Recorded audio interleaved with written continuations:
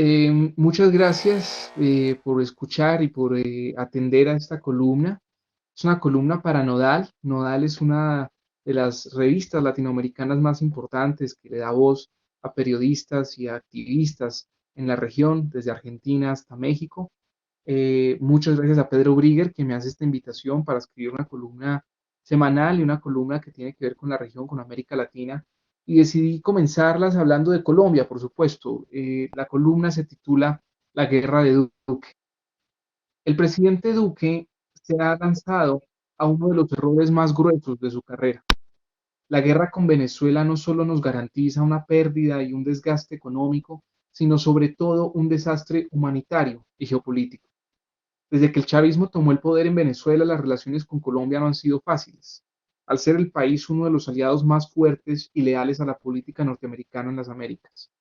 También ha sido tradicionalmente enemiga de cualquier gobierno de izquierdas en la región, desde Cuba hasta Nicaragua, la Argentina de Néstor y Cristina Kirchner, el Brasil de Luis Ignacio Lula da Silva, y bueno, por no hablar de Ecuador, que un país que sufrió la intervención militar nuestra, o de Evo Morales en Bolivia, donde también Colombia nunca fue aliado y los gobiernos colombianos nunca fueron cercanos a esos gobiernos de izquierda en la región, lo cual puede estar bien o mal, no es un punto de vista a favor o en contra de esa política, es una observación.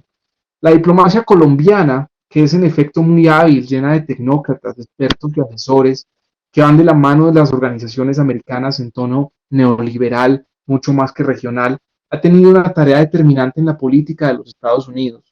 Los gobiernos colombianos han sido proamericanos y a la vez han logrado mantener una línea formalmente neutral por dos razones esenciales. Primera, una guerra interna que a la fecha deja más de 8 millones de víctimas.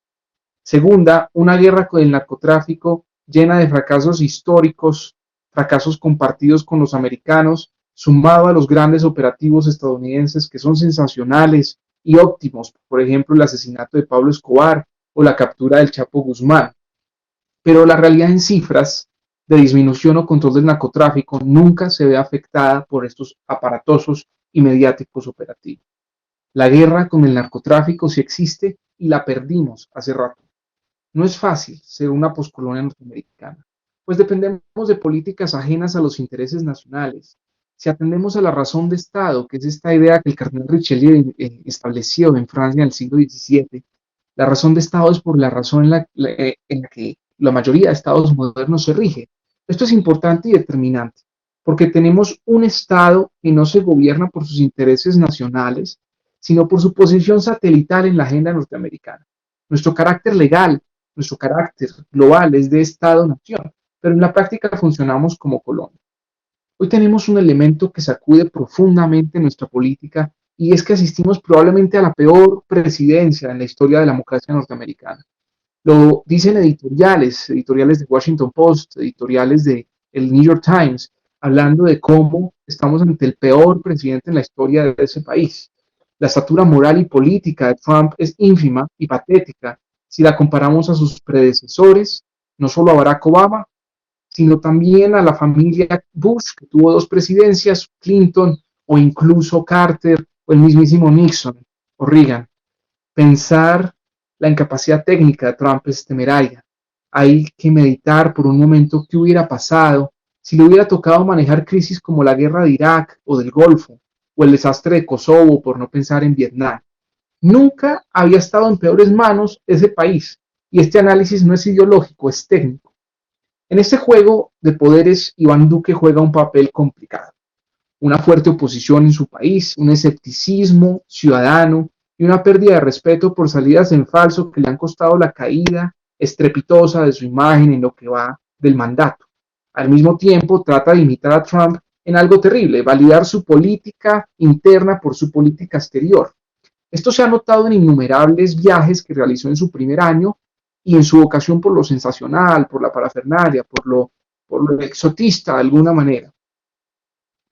La guerra con Venezuela, que es lo que nos preocupa, es ese elemento que valida a Duque, que lo autoriza, aparentemente es ese flotador que necesita para no dejar hundir el proyecto político de mayor popularidad reciente en Colombia, 20 años en el poder. El uribismo lleva 20 años en el poder. Sin embargo, ese flotador lo puede terminar de hundir, no solo por la oposición sólida de Rusia y China a cualquier intervención en Venezuela, la alianza militar también que existe entre Venezuela y Cuba, que en un enfrento militar Cuba perfectamente puede servir de base militar para países como China o Rusia, sino porque tiene solo 2 años, Duque tiene solo 2 años para el despliegue de este conflicto. 2 cortos años, mientras tenemos un conflicto interno, mientras el narcotráfico está desbordado, mientras notamos su improvisación con el COVID-19, que incluso su aliada neutral en Bogotá, que es Claudia López, es en realidad su mayor opositora y la que le está quitando la imagen de liderazgo nacional. La historia está llena de errores políticos que terminan siendo desastres humanitarios y sociales. Lo que para el poder es banal, para el resto significan vidas y tragedias. Iván Duque es capaz de irse a una guerra con Venezuela, un proyecto irracional que puede dejar al país mucho peor que como se lo entregamos y como se lo dejó la presidencia de Juan Manuel Santos. Muchas gracias. Espero que puedan compartirme sus opiniones, enviarnos sus comentarios y gracias por seguir a esta columna. Y bueno, un saludo a todos. Hasta luego.